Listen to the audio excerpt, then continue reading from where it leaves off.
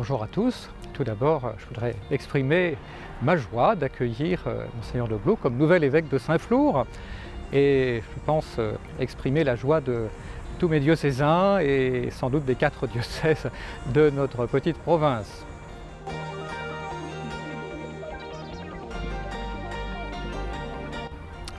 En France, les nouveaux évêques sont nommés par le pape. Mais la nomination ne fait pas tout. Le nouvel évêque est la plupart du temps un prêtre choisi dans un diocèse, qui arrive dans un autre diocèse.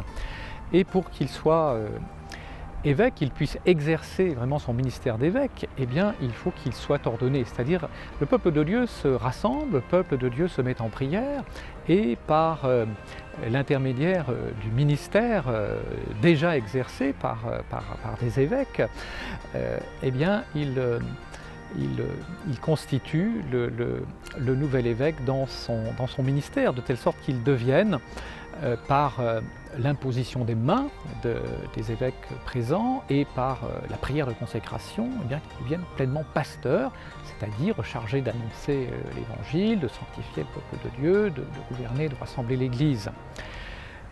Il faut bien situer l'importance de cette dimension de foi et de cette dimension sacramentelle. L'ordination, eh bien, c'est un sacrement que l'Église célèbre comme tout autre sacrement et qui constitue vraiment la personne dans sa responsabilité nouvelle. L'ordination, c'est en quelque sorte un charisme permanent qui est donné pour qu'un ministre de l'Église puisse accomplir son service conformément à l'Évangile. C'est pourquoi nous nous retrouvons à la cathédrale de Saint-Flour pour ordonner Monseigneur de Blot.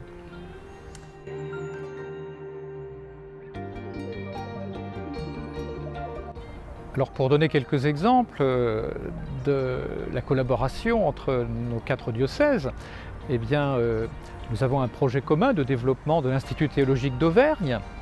Bien sûr, il est à Clermont, mais les 4 diocèses peuvent y participer, non seulement par les professeurs qui y enseignent, mais par les étudiants qui peuvent suivre les cours.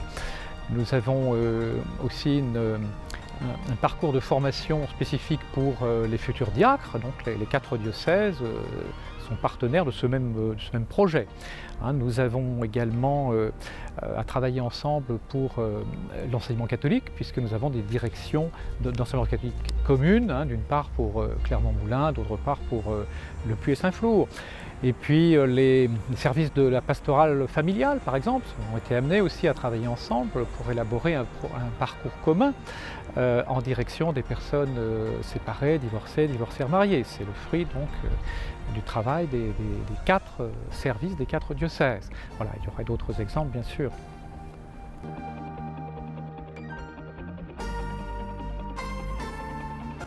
La visite ad limina, c'est d'abord une expérience spirituelle. C'est un voyage à Rome, mais pas un voyage touristique, c'est un voyage d'abord une visite à Pierre, au successeur de Pierre, et une sorte de pèlerinage auprès du tombeau des apôtres Pierre et Paul, qui sont les colonnes, les fondateurs de notre Église. Donc il y a d'abord cette dimension-là de ressourcement spirituel auprès de cette Église et de son pasteur, qui sont vraiment au fondement de la communion de toutes nos Églises. Il y a ensuite la rencontre plus technique de toutes les différentes congrégations, de différents ministères en quelque sorte de l'Église universelle, auprès desquels nous sommes amenés comme évêques à rendre compte de nos missions respectives. Donc il y a un emploi du temps très serré qui va nous amener d'une congrégation à l'autre et nous permettre de faire le point, d'exprimer nos réalisations sur les quelques dernières années, mais aussi de recevoir des directives, des points d'attention pour que nous puissions continuer ensemble notre mission.